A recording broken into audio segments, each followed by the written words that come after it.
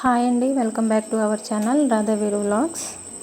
లక్ష్మీదేవిని అలంకరించుకోవటానికి ఈరోజు కాసులతో అయితే మాల చేస్తున్నానండి. ఎలా చేస్తున్నానో చూద్దాం. ఈ మాల కోసం ఫస్ట్ కాసులు అండ్ గోల్డ్ కలర్ పూసలు ఒక థ్రెడ్ అయితే తీసుకున్నాను. థ్రెడ్ మనకి ఎంత పొడవు కావాలో అంత పొడవు అయితే కట్ చేసుకోవాలి. నెక్స్ట్ పూసలను అయితే గుచ్చుకోవాలి.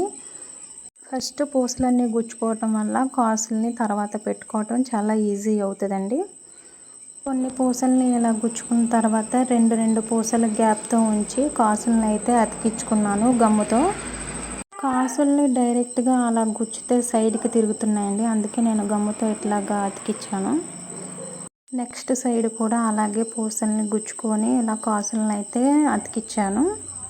శ్రావణ శుక్రవారాలు చేసుకునే వాళ్ళు ఇలా అమ్మవారికి కాసుల దండ కూడా వేసుకోవచ్చు.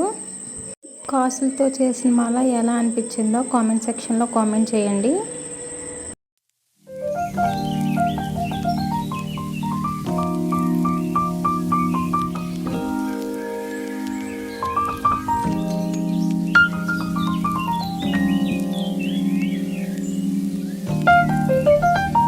వీడియో నచ్చితే లైక్ చేయండి, అలాగే సబ్స్క్రైబ్ చేసుకోండి. Thank you for watching. Bye bye.